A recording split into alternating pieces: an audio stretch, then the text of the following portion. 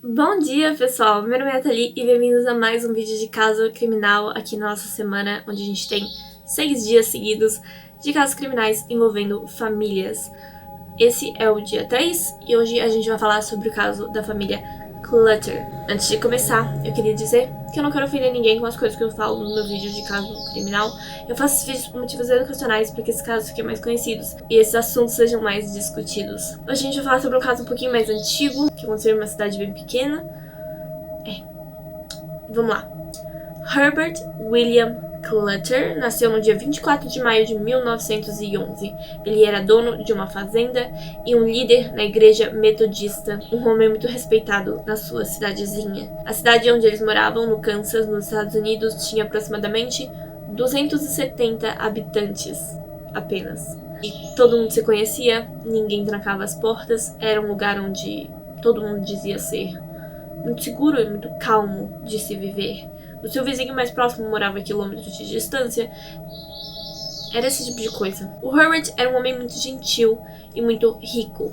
A família vivia em uma casa de 14 quartos que ele mesmo mandou construir em 1948. O Herbert se casou com uma mulher chamada Bonnie e eles tiveram 4 filhos juntos: Ivana, Beverly, Nancy e Kenyon. No ano de 1959, quando tudo aconteceu, as filhas mais velhas já haviam saído de casa. Nancy e Kenyon ainda moravam lá, então eu vou falar mais sobre os dois. Nancy Clutter nasceu no dia 2 de janeiro de 1943. Ela era muito simpática, ela tinha muitos amigos e ela gostava de andar a cavalo. Ela também tinha um namorado chamado Bob Rupp.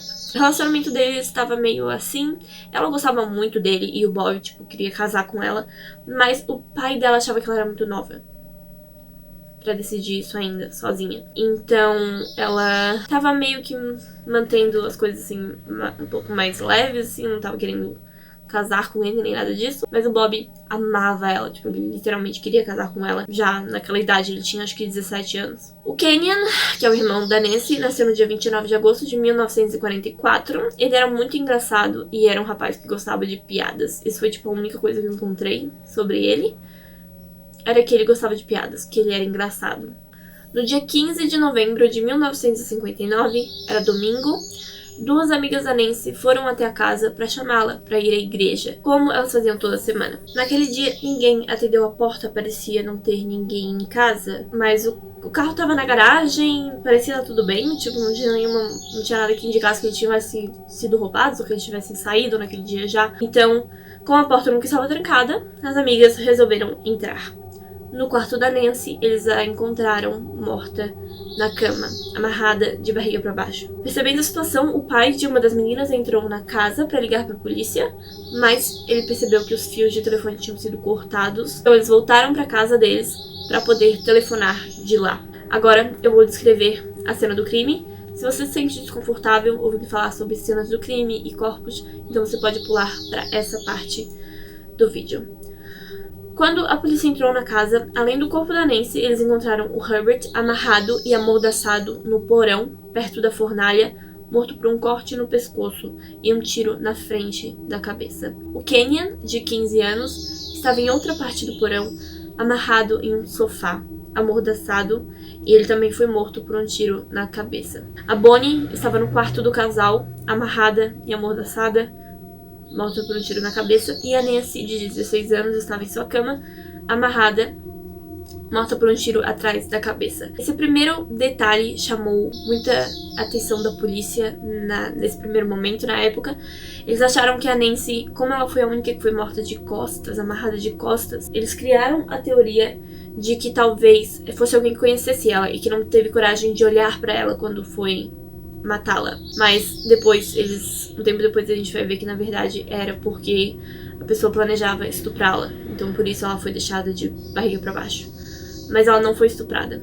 Isso não aconteceu. Ela só foi morta por um tiro atrás da cabeça. Quando a comunidade foi interrogada, ninguém tinha nada contra a família.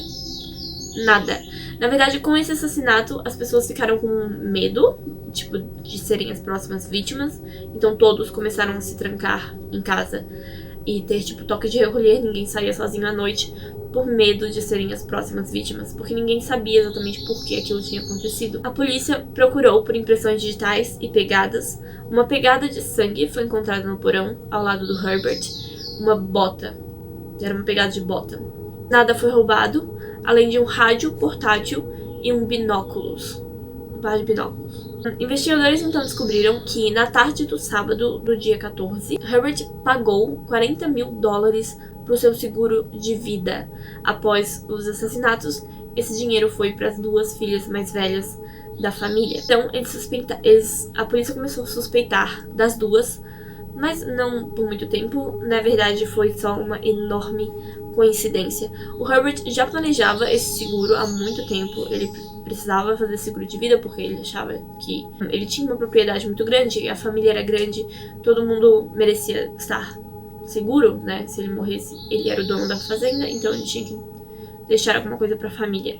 Então ele criou esse seguro de vida. E ele já planejava há muito tempo. Ele só conseguiu naquela tarde e, coincidentemente, foi um dia antes dele morrer. O namorado da Nancy, Bobby Rupp, de 17 anos, ele não era suspeito em momento nenhum, mas ele foi interrogado. Ele disse que passou a noite anterior aos crimes com a Nancy na casa e saiu perto das 10 da noite. Depois de um teste no detector de mentiras, ele foi liberado e, infelizmente, por causa do incidente, por causa de tudo que aconteceu, ele meio que foi taxado.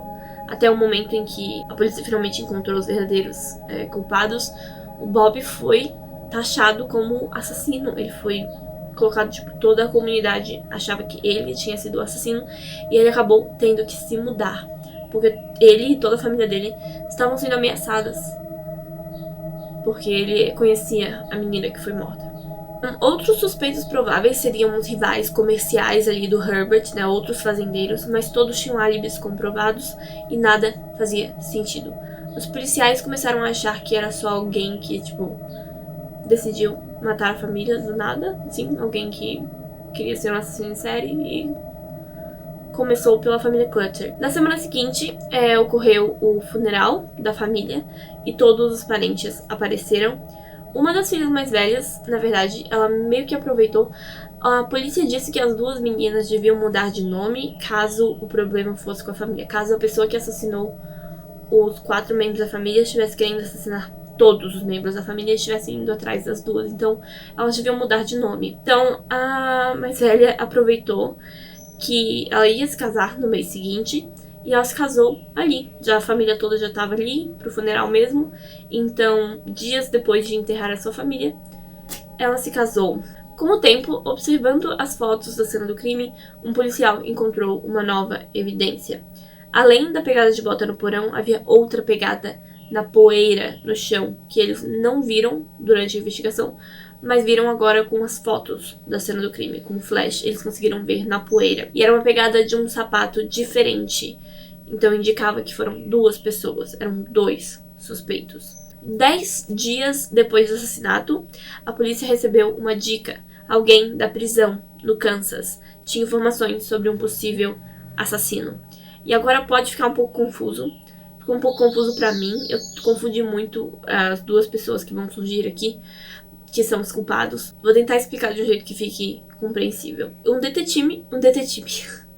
detetive foi até a prisão falar com um homem chamado Floyd Wells, um homem que havia trabalhado com a família Clutter durante alguns anos. Ele disse que era ótimo trabalhar para a família, mas ele se demitiu quando se casou. Em julho de 1959, ele foi preso por roubo e na prisão ele conheceu um homem chamado Richard Hickok e eles fizeram amizade.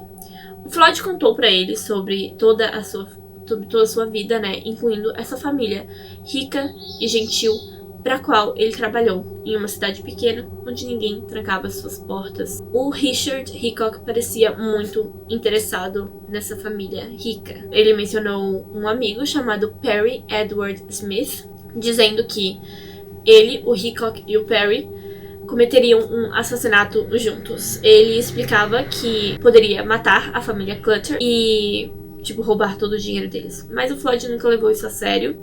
Ele nunca acreditou nele. Até ele um dia até que um dia ele ouviu no rádio que tudo aquilo realmente tinha acontecido.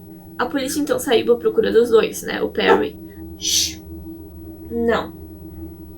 o Perry e o Richard. Eles descobriram que, assim que saiu da cadeia, o Hickok mandou uma carta pro Perry, convidando ele para participar de um assassinato e assalto. Eles entraram na casa na noite do dia 14 de novembro, prenderam os homens no porão e as mulheres nos quartos. Eles procuraram por um cofre ou algum dinheiro, mas a família não tinha dinheiro na casa.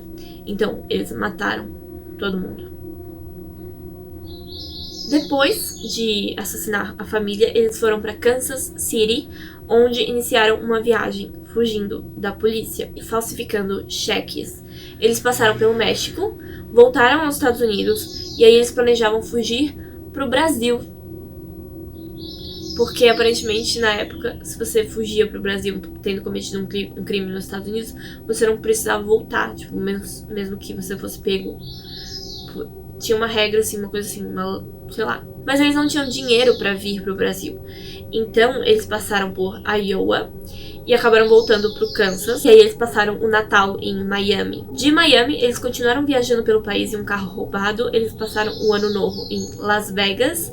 E em Las Vegas, eles foram presos. Muitos suspeitam que os dois tinham um relacionamento homossexual, mas isso nunca foi comprovado. Mas eu achei muito interessante ver essa dinâmica dos dois. Tipo, os dois realmente estavam ali juntos pro que der e vier. Até o momento que eles foram pegos, né? A partir daí já não tinha mais. Quando perguntados sobre o assassinato, o Hickok confessou.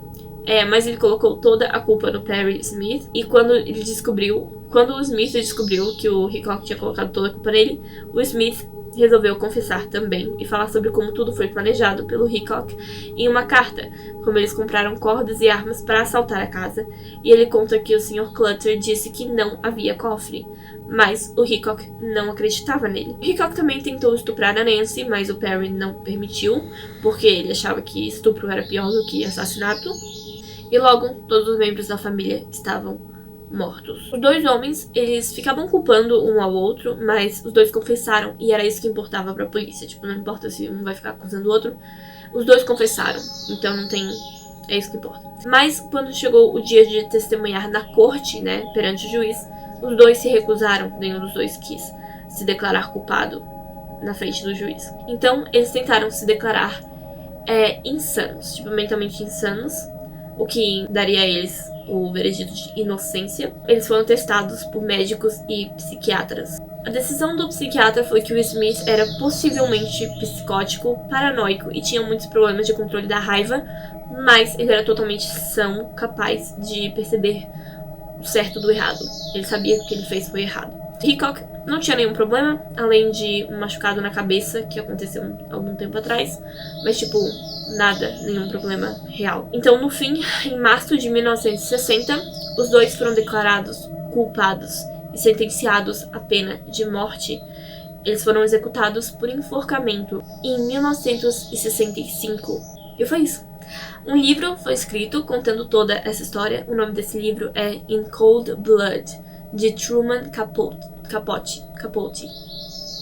Truman Capote.